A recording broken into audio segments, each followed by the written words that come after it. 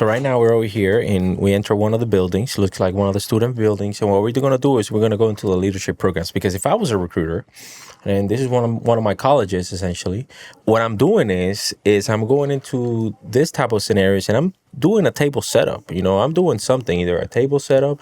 I can host a leadership program. This would be a good place for you to do like any type of events or anything like that. So let's go in and ask him, when was the last time that a recruiter tried to do this? Hi, how you doing? My name is Albert Ramos. Very nice to meet you. Tyler, are you staff here? Yes. Okay, so this is a veteran-owned podcast. We're walking around the campus right now, and what we're doing is we're going around asking students or staff or whatever what made them choose either college and not go into the military. Okay. Are you a veteran? I am not. Okay, so let me ask you this, man. Like, when was the last time that you saw a recruiter? Do you mind if we do a quick interview? I would rather not. Okay, yeah, because you were obviously staff. Yeah, and I have a meeting that I got to get ready for. Okay.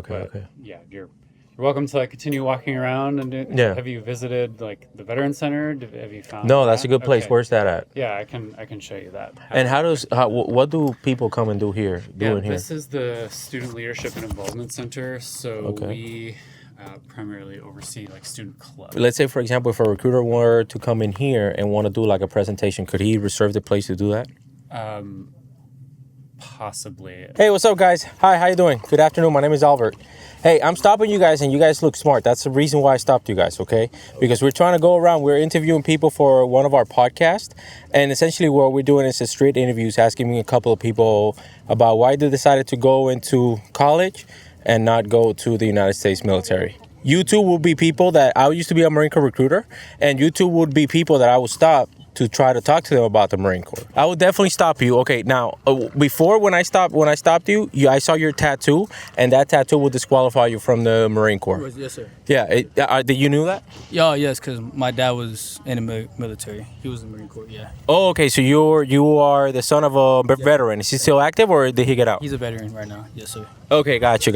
And why didn't you decide to essentially join, your dad's footsteps and wanted to go into the military as well? I think I just had a different career that I wanted to follow, and he was willing to accept that and trust that I had it all figured out for myself too.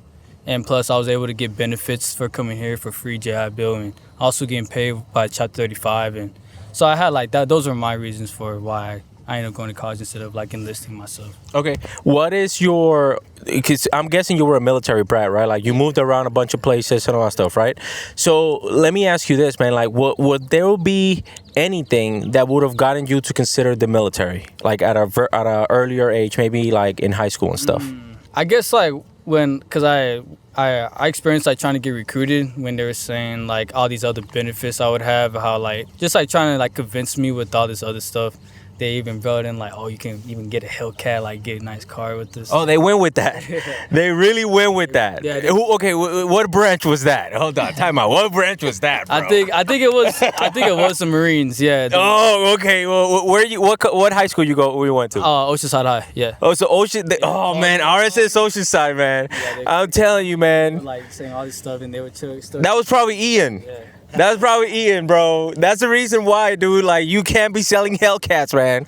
Okay. That we know the recruiters over there are RSS Oceanside, so that's the reason why because I used to be a recruiter, right? Oh, yeah. So going back to you, brother, like, why did you decide to essentially come to college and not join the military? When I came out of high school, I was playing basketball. So I went to play community college basketball. Okay. And I was just chasing my dream to play ball. And just, pretty much it. Okay, so when was the last time a recruiter even approached you? Probably like 2-3 years ago. Okay, how old are you now? 29. Oh, that's why. Okay, so that means that you're disqualified from the Marine Corps, right? So, the Marine Corps has an age limit all the way up to 27. Okay. Like you can say what? Yeah, you can probably get a waiver, and I've seen those waivers actually get approved. But the problem with those waivers is that you need to be in like tip-top shape condition. Do you think that you're still in tip-top shape condition? Nah. Can you run 3 miles in 18 minutes? 3 miles in 18 minutes? I mean, well, just by the way you said that, I was like, my fastest mile time was 5:47. That's pretty good. So I Maybe. Yeah, I'll tell you, nigga. Back then. Yeah. You know, once you turn 29, after 30 though, the bones start becoming vintage. You know, they're not. You're not yet. lying. You're not lying. Yeah, you know what I'm saying. Real quick, if you guys saw when I saw that those two guys were essentially disqualified, because one had a neck tattoo and the other not. The other one was 29. If you see what I did was I ended up the conversation. I moved on. I was nice about it, right? I wasn't a dickhead about it, but I just ended the conversation because they would not be qualified. So that's what you guys need to do. But what I would do, I would stop somebody like this guy. Hey, brother, excuse me real quick, man. We're doing a quick interview here real quick because I used to be a Marine Corps recruiter. I'm trying to see if I still got it. You look like a fit dude. Are you a veteran? No, actually, just college, man. Okay, well, what are you going to college here for? Communications. Okay, what type of communications? I'm just trying to get my degree right now for communications, and after that, they're trying to join the police department. Okay, why didn't you decide to join the military instead? I'm family orientated, and I haven't well, I'm thinking about it though, probably after college, and then after that, though, we'll see where it goes from there. Okay, what do you mean by family oriented though?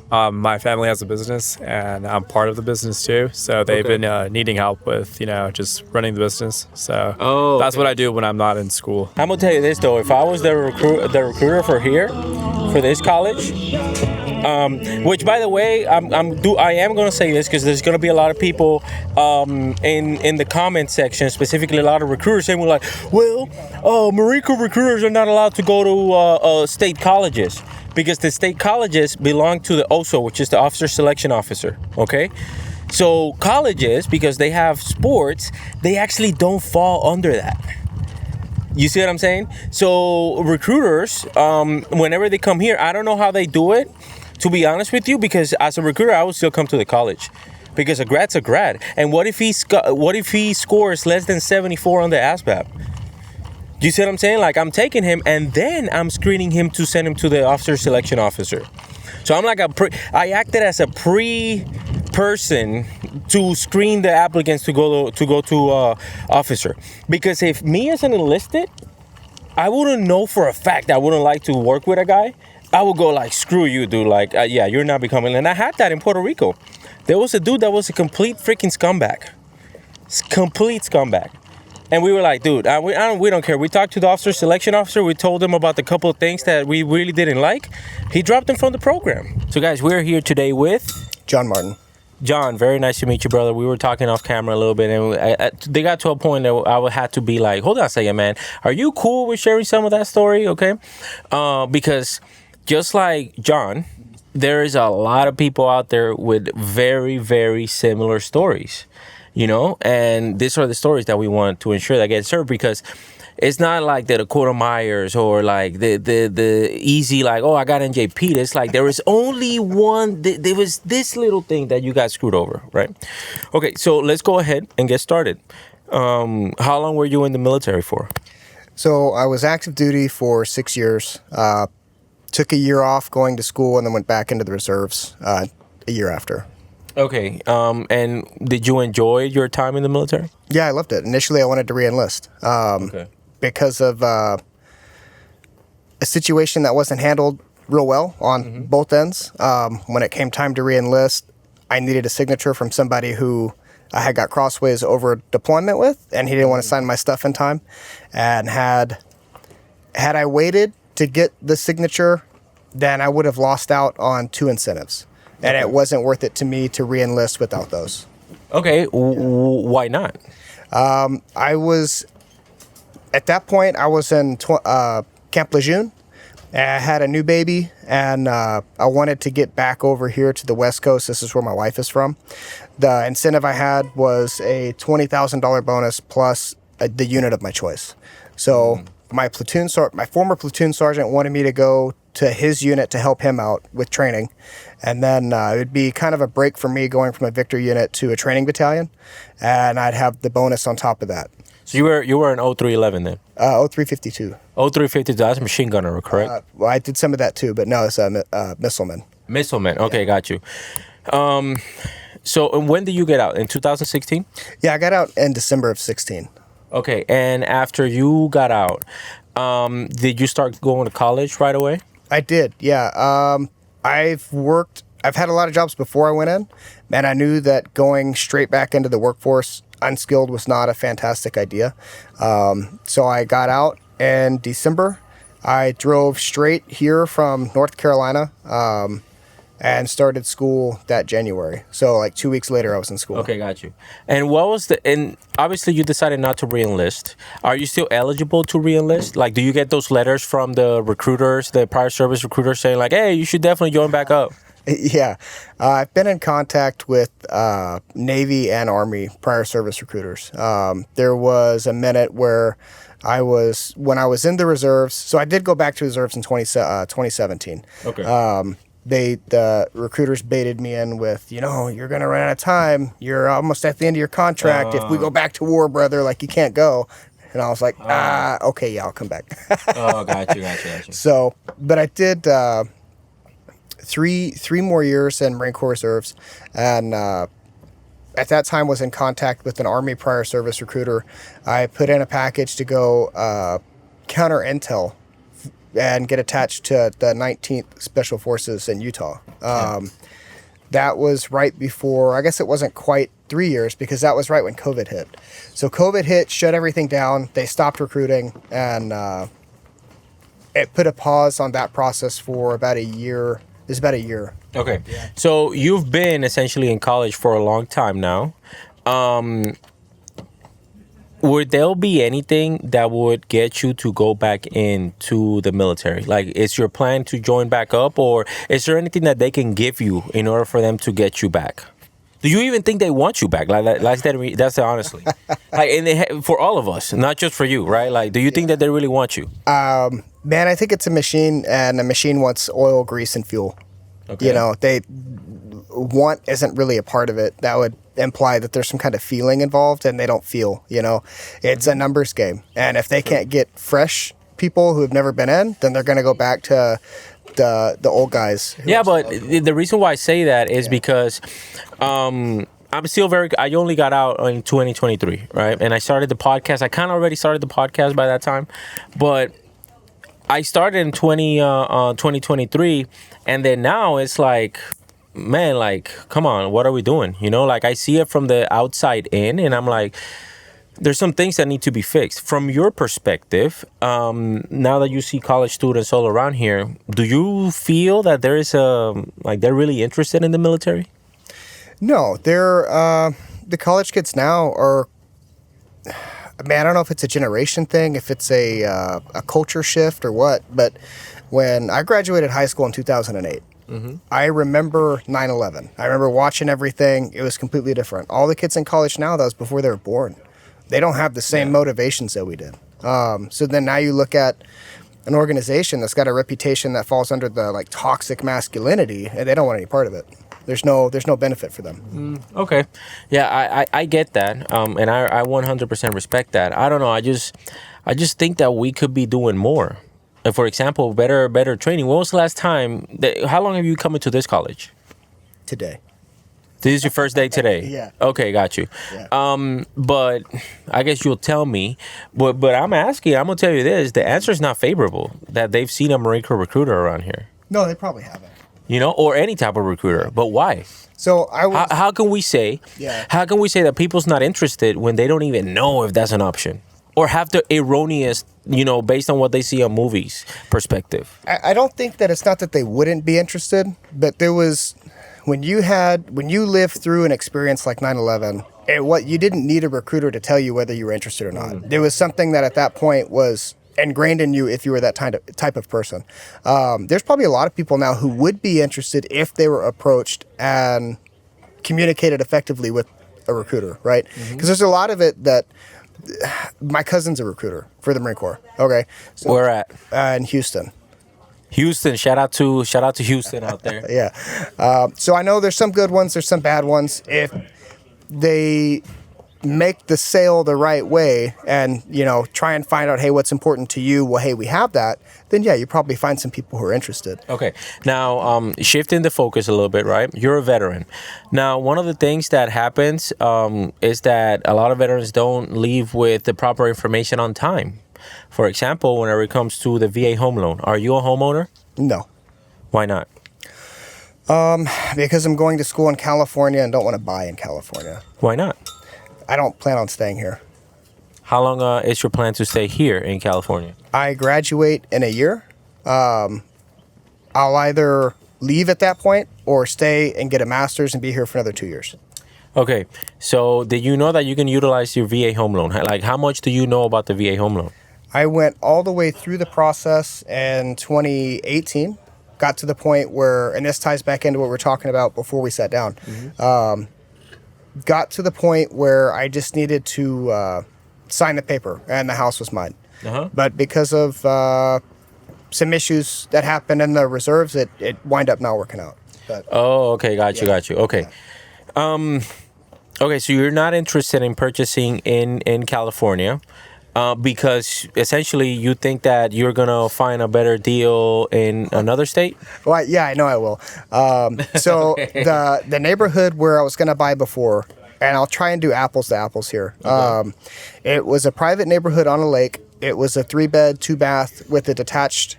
It had an attached garage, but also had. Where's this at? In Texas. Okay, got you. Houston area, big, right? So it was on a lot and a half. Had a separate two-car garage, and it was over here. It was almost lakefront. So it was at the very end of a cul-de-sac. On the other end, where you come in, was the lake. And it was at that time. Of course, rates were very different, but I think I got approved $229 at like 3%, something like that. Okay. Gotcha. So interest right now is obviously way different. To find the similar house here, you're going to it. I have a hard time saying you're going to double it. You're probably going to triple that price. There's in the area that I live in near Temecula, there are some lakes over there, and you can buy homes. They're smaller. They're not as big, especially lot sizes. But those all start in the 600s. So got you. It's just way different. It's way different, but the income that you make essentially is also going to be different out there in Texas. Or does it pay the same? Is the pay the exact same? No, I see what you're saying. You see what I'm saying? Because that's what happens to a lot of people in the military too. They think that they can buy over there in North Carolina, and then whenever they go to North Carolina, they're gonna get a house on a lake, and then all of a sudden they realize that their BAH is gonna be cut in a fraction of what they get here in California. So, the benefit for me going back there. There are 7 states right now that don't have a state income tax. We'll see what happens in the future for federal income tax. We'll leave that off the table right now. But with no state income tax, that helps a little bit. But also depending on your disability rating. In Texas, if you're 100%, you don't have to pay property tax. Gotcha. So that could be the difference of on a small home like what I'm talking about. Before the property tax was about $4,000 a year. Yeah, it's the same. It's the same here in California as well. Okay. Yeah, it's the exact same here in California because over there. I don't mean to be rude. I got class a little bit. No, that's fine. The same thing you get here in California because if you are a disabled veteran, you also get that. But regardless of, brother, we got what we did was we got out of the military and now we have to podcast because it's what we enjoy doing. But we also have a nonprofit organization that's called the Veteran Homeowners Club, and what we focus on is essentially educating veterans through their VA home loan. And we started out as that, and then Grant Cardone, which is one of the top, Grant, right? So we're actually partner up with him through Cardone Veterans. Yeah, so that's essentially what we do now is we go around the entire United States. He allowed us to expand what we were doing here in California, and now we do it nationwide. Tell you what, if you can 10x my home buy, I'll jump on. We're going to do it. We're going to do it. I promise you. Hey, we need his information. We need his information. He got to go to school, boy. We need his information. All right, brother. Hey, man, it was very nice to meet you. Thank you so much, man. I appreciate you. All right, so we are finally at the end. I wasn't able to find anybody, but because this podcast actually took an interesting turn. It took an interesting turn, and I think that sharing these messages, we might come back over here with Barry, because Barry wasn't able to make it today. So what? We'll get arrested if Barry's here. I know. Dude, can you imagine Barry in that Palestine thing? Yeah, I'm telling you, we'll get arrested. we definitely gonna get arrested. Barry, I don't think we're gonna bring you here, but I promise you that we're gonna come back. We might not do this one, we might do another one. So I'll see you guys. Let me know what questions you guys have for these college students, and we'll go ahead and we'll ask them. So I'll see you guys in the next one. Make sure you guys like, follow, and subscribe, and I'll see you.